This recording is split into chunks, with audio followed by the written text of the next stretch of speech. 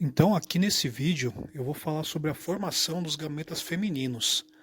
Mas antes eu vou falar um pouco sobre como funciona a meiose para facilitar o entendimento quando nós estivermos falando lá sobre os folículos, que são as camadas de células que envolvem as células que irão posteriormente se tornar o óvulo, efetivamente.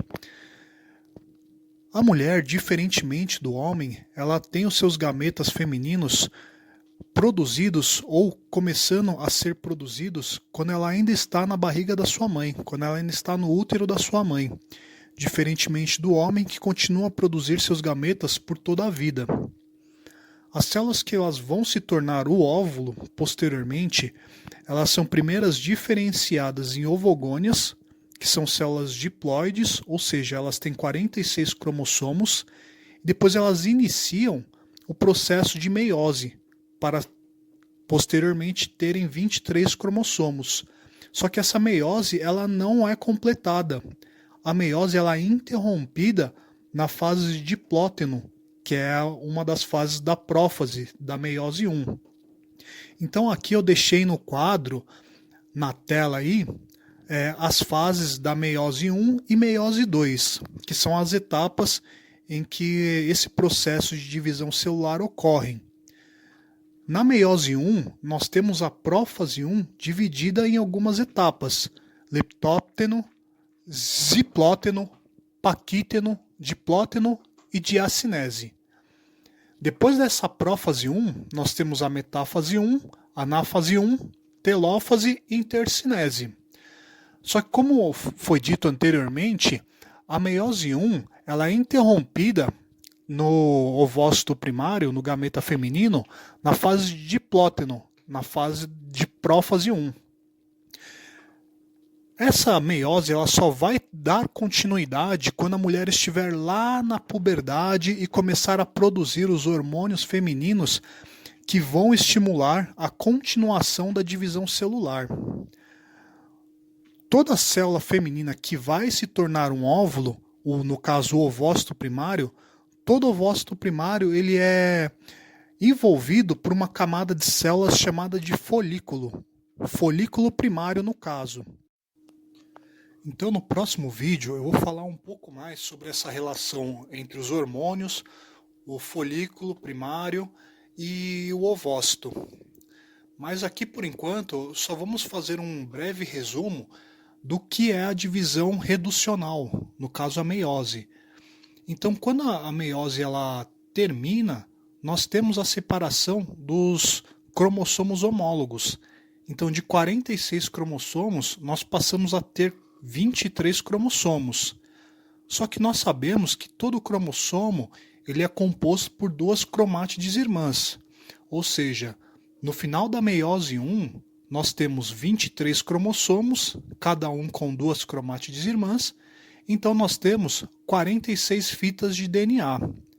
Na meiose 2, nós temos a separação dessas cromátides irmãs, para que no final da meiose 2, nós tenhamos 23 fitas de DNA. Então, o ovócito, aquela célula que ainda está dentro do ovário da mulher, ele é uma célula diploide, está em processo de meiose, só que interrompida ali ainda na prófase, em uma das subfases da prófase. E aí quando esse processo de divisão celular continua, aí sim nós temos a redução de 46 cromossomos para 23, e aí nós teremos duas células que serão formadas a partir de cada ovócito primário, cada uma com 23 cromossomos.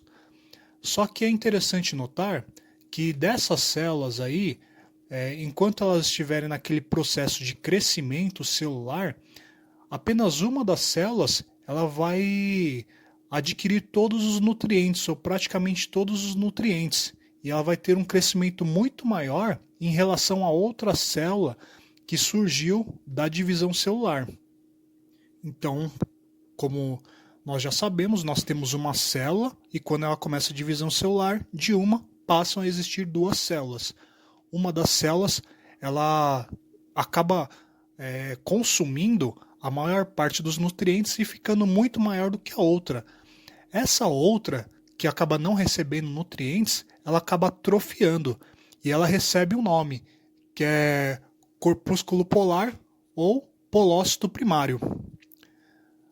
Por que que isso acontece? Por que que uma das células ela reúne maior quantidade de nutrientes do que a outra?